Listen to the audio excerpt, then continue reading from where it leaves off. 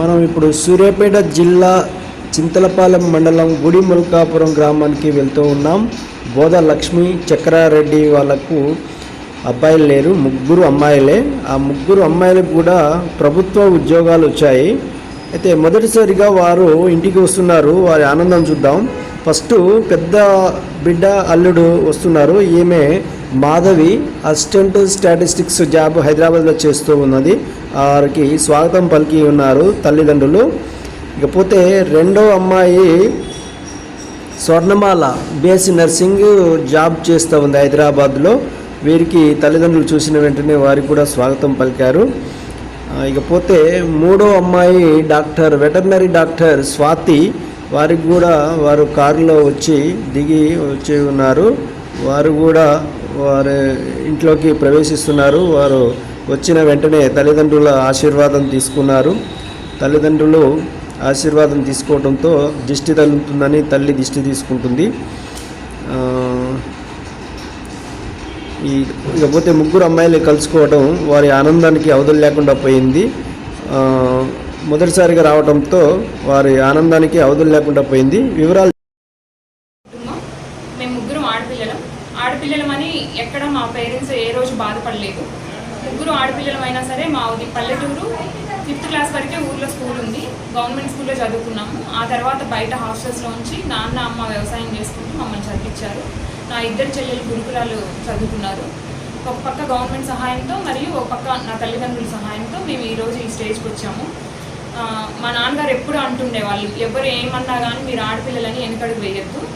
నేను ఆడపిల్లలు మీలాగా ఇంకొంతమంది చదువుకోవాలని మిమ్మల్ని చదివిస్తున్నాను అని చెప్పేసి చెప్తుండేవాళ్ళు. ఆయన పేరు నిలబెట్టినందుకు మాకు చాలా సంతోషంగా ఉంది. ప్రతి పేరెంట్స్ కూడా ఆడపిల్లలని బాధపడకుండా వారికి తగిన ప్రోత్సాహం ఇస్తే ఖచ్చితంగా వాళ్ళు ఏంటో నిరూపించుకుంటారు. కాబట్టి ఎవ్వరూ కూడా ఆడపిల్లలని నిరుత్సాహపడద్దు. ఈ విధంగా మేము సెటిల్ అవ్వడం అన్నది మాకు చాలా ఆనందంగా ఉంది. అండ్ మా పేరెంట్స్ సపోర్ట్తో పాటు పెళ్ళైన తర్వాత మా భర్తల నుంచి కూడా పూర్తి సహాయ సహకారాలు ఉన్నాయి. దానివల్ల మేము ఈరోజు ఉద్యోగంలో కానీ ప్రతి దాంట్లో మేము సంతోషంగా వెళ్ళడానికి మాకు అవకాశం దొరికింది. నా పేరు Madhavi, assistant statistical officer, head office Khairatabad, directorate of economics and statistics. నేను స్వప్నమాల బిఎస్సి నర్సింగ్ చేసి ఇప్పుడు స్టాఫ్ నర్స్గా చేస్తున్నాను. అమీర్పేట యూసీహెచ్సీలో స్టాఫ్ నర్సింగ్ చేస్తున్నాను. డాక్టర్ స్వాతి, నేను veterinary assistant surgeon, super speciality veterinary హాస్పిటల్లో డాక్టర్గా వర్క్ చేస్తున్నాను. మీరు బిడ్డలు కాదు, పిడుగులు. ఒక్కసారి విక్టరీ చూపించండి అమ్మా. Victory very good. ప్రభుత్వ ఉద్యోగాలు సాధించిన తర్వాత చాలా కాలం వరకు కూడా ముగ్గురు ఒకేసారి సొంత ఇంటికి రాలేదు. అందువల్ల వాళ్ళ తల్లిదండ్రులు మొక్కులు తీర్చుకోలేకపోయారు. ఈ మధ్యకాలంలో ముగ్గురు సెలవులు పెట్టి ఒకే రోజు రావడంతో వారి తల్లిదండ్రులకు అవధులు లేకుండా పోయింది సంతోషానికి. అయితే గ్రామంలో ఉన్న గ్రామదేవతకు మొక్కులు తీర్చుకున్నారు. ప్రభుత్వ ఉద్యోగాలు సాధించిన మొదటిసారిగా ముగ్గురు ఒకేసారి రావడంతో ఈ మొక్కులు తీర్చుకొని తల్లిదండ్రులు సంతోషం వ్యక్తం చేశారు.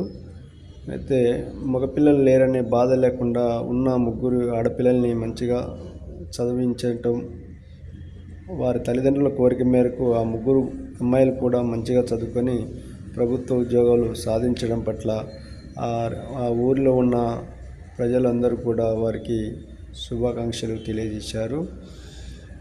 ఎవరైనా అమ్మాయిలు కష్టపడి చదివి ఉద్యోగాలు సాధించవచ్చని నిరూపించారు. గ్రామంలో ఉన్న పెద్దమ్మ తల్లి గ్రామంలోని దేవాలయంలో కుటుంబ సభ్యులందరూ కూడా మొక్కులు తీర్చుకుంటున్నారు. గుడి చుట్టూ ప్రదక్షిణ చేసి అమ్మవారి ఆశీర్వాదం తీసుకుంటున్నారు. ఏదేమైనా వారి కోరికలు నెరవేరినందుకు భగవంతునికి కృతజ్ఞతలు చెప్తున్నారు.